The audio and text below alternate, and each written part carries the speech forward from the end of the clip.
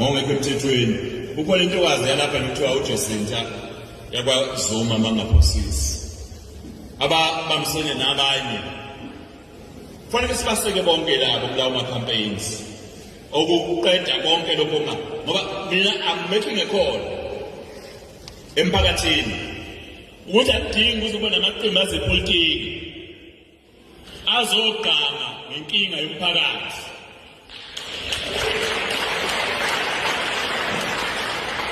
Enze ngazi ukuthi kukhulu akwenzayo kanti enzela nje ukuthi abonakale ukuzavotela. Kodwa lezi inhlangano zenu zomphakathi ama-community based organizations nginenkolelo ukuthi akwenzayo agenuine. Awenzeli ukuthi masevotwa ngonyaka ozayo bese sethi siyiqembu lezepolitiki manje ngezivoteleni. Akwenzayo alwa nenkinga ye-society. Ngakhuluma nabo nje lapha emashini ngathi-ke nginganizwa ngelinye ngikhulisile iqembu lezepolitiki ngoba mhla nenza njalo khona ukhombisa. Angithi umfundisi esontweni wayebona enebandla ekhulu abantu bekholela kuye begcwala la ekuze kube ney'krini abanye sebebekela amatende ngaphandle bese gcine landa thina bosopolitiki tuzanike abantu sebezovotela nini bantu bese bemtshela umfundisi size lapha thina zofuna ukwelashwa ngokomphefumulo ngokomoya. Mase uqala ukusikhombisa laba hamba nabo wedwa bona thina siyaqhubeka sihamba nabethu.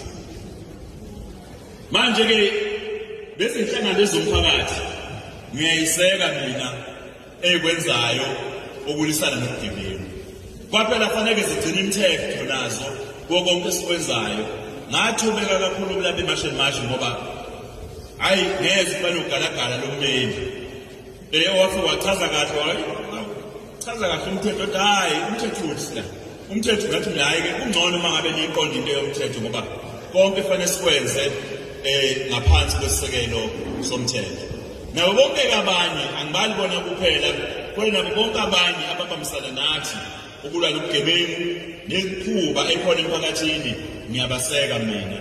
Ngiyacela-ke bakuthi sonke sibe izakhamizi ey'fana nezakhamizi okwathi sicindezele ubandlululo zavolontiya zona zathi thina siyavolontiya ukuzabalaza sizabalazele inkululeko.